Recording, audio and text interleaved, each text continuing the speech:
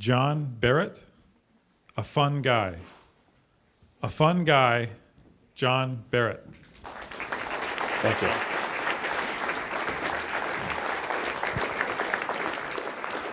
Thank you, Mr. Toastmaster. Fellow Toastmasters, honored guests, tonight I would like to share with you a Cherokee proverb and how that relates to my obsession. The proverb goes like this: never let yesterday take up too much of today. Whether you are fretting about something you did or something you didn't do, whether you're bemoaning the outcome of an election or begrudging words that were said at the last family gathering, you cannot let yesterday take up too much of today. You cannot dwell on the mistakes of the past. That is a waste of time. And there are important things to do. The important thing is my obsession. And it started years ago when I was in Scouts. I went on a camping trip down to Cannon Falls, and in my spare time, I went for a walk down on the fields down below the campgrounds. Now, being young and inexperienced, I could not identify the thousands of mushrooms that pierced up through the floor of the field. In Scouts, they teach you all mushrooms are edible. Some are survivable. So being young and stupid, I made the decision that it was time for a field goal attempt. So I wound up and I kicked that mushroom as hard as I could. And another. And another. Soon that nutty, woody smell that is unique to the mushroom filled the afternoon air. When my legs got tired of kicking field goals, I became a choo-choo train, chugging through the mushroom field, kicking as I went. I decimated that mushroom population. The carnage was complete. The stupidity unparalleled.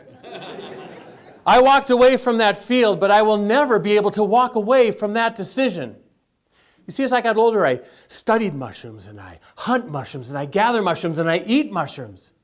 I found out about the Minnesota Morel mushroom, the state mushroom. So prized a possession is this mushroom that it sells for $25 an ounce. Tragically, I recognized it as the mushroom that had filled the fields of my youth. I came to realize how wrong, how stupid, how horrific my decision was. It haunts me to this day. For those of you who don't know what a morel mushroom looks like, it looks a little bit like this. This is one of the wooden decoys we put out. But the mushrooms show up around Mother's Day for about 3 weeks in very unpredictable locations. You see, this mushroom needs just the right balance of food and water and sun and soil and temperature. So fickle is this mushroom, it cannot be commercially produced. That is why it is such an expensive delicacy. Now, some hunters will gather up the mushrooms and sell them to the chefs. My wife Amy and I, we do not sell our mushrooms. We do not hunt for money. We hunt because this is the mushroom version of an Easter egg hunt, and God is the hider. So every spring we watch the lilacs, and when the lilacs start to bloom, the hunt is on. And so my obsession begins. Now I hunt every day of the season. And in Minnesota, my wife and I, we find 300 to 400 mushrooms every time without a problem. When we find a productive spot, we take note of that, because if the mushrooms are here this year, the mushrooms will likely be here for the next couple of years. We give those spots code names.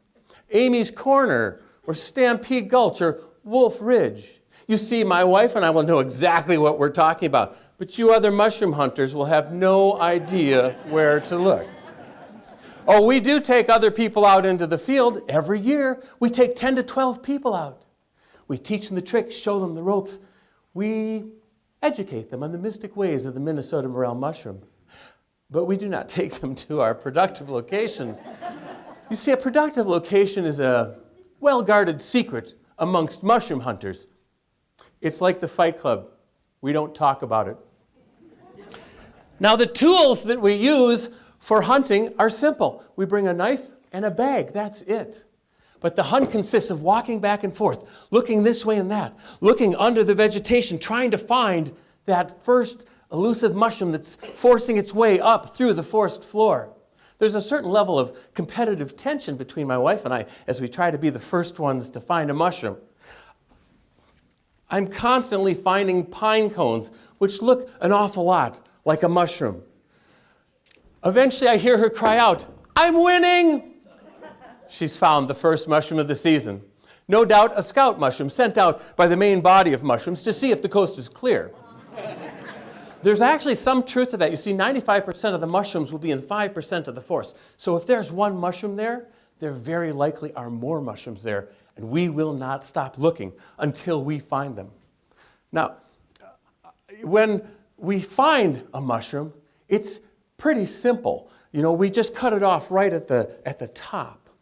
But when you're trying to find the mushrooms, people will give you all kinds of wonderful help. The old-timers will give you all kinds of hints. They'll tell you, hey, you know, the southern-facing hill's going to warm up the soonest, and that's going to be a good place to start your looking. Oh, there's a dead elm tree down here, dadgummit. That's the best food for a morel mushroom. Thanks. But it's all speculation. The mushrooms will show up where the mushrooms want to show up. You just have to keep looking, and that takes time. When we get the mushroom, we bring it home, we cut it in half. We wash it under some water, and we put it in a frying pan with butter and salt. For my children, who do not like the texture of a mushroom, we dehydrate the mushrooms. Then we grind them up and sprinkle them on soup and stew and sauce. Every year, my wife and I hunt almost every day. And every year, I find a new location with 10 to 100 mushrooms, and my heart leaps. And every year, I think back to the thousands of mushrooms that filled the fields of my scouting outing. It's now a parking lot. I think of how many mushrooms I kicked, and I kick myself. But I cannot let yesterday take up too much of today.